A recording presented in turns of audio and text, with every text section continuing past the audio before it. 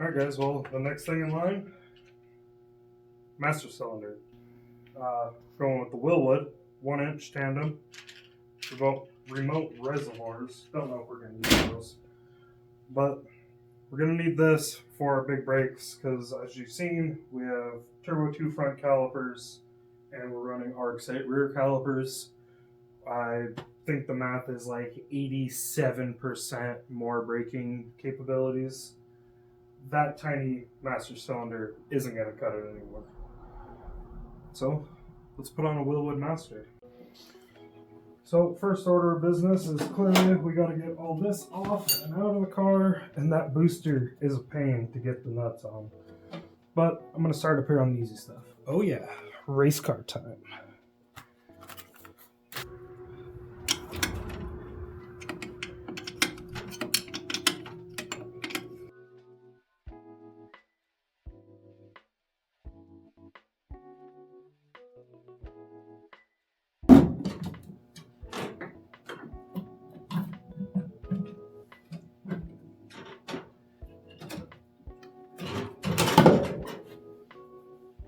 One booster.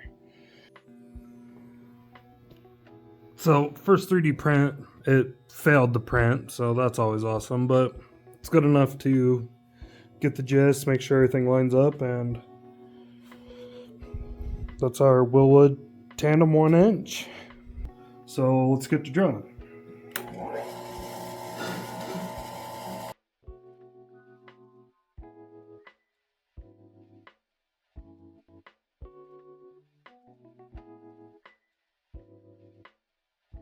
Well, first start of it, head back over here and I'll start rounding it and then we'll get the center cut out. Alright guys, as we can see, there's two ways to do it. You either get a big drill bit, but I already had a center hole because this was a different something, or just drill a bunch out and you know.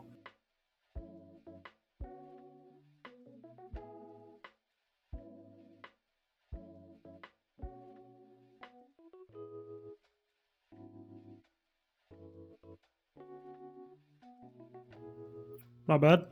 Well, we can literally probably just hit this with a hammer and knock the center out. Then it'll be die grinder time.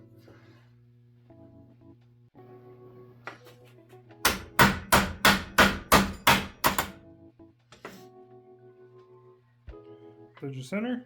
And look how much we don't have to grind out now.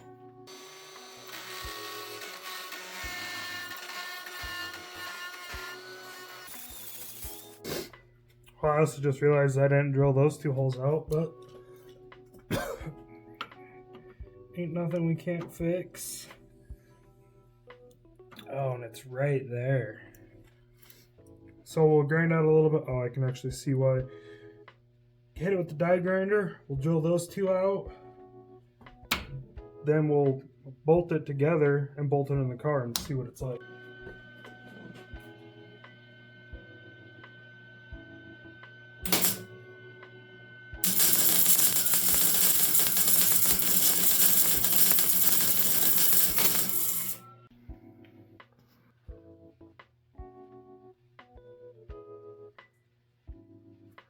So our bracket's done,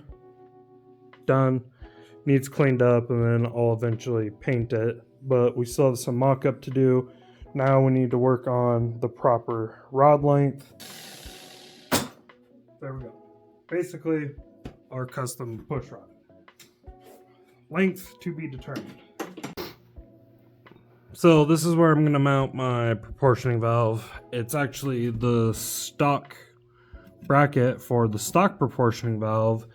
It just got bent, mounted here right on the master. The holes lined up perfect for it. Running to the front, looking at things upside down is always fun. But yeah, pretty simple. And then my rear brake line fell, but it's right here. It's going to be the next one, and that goes bam right there.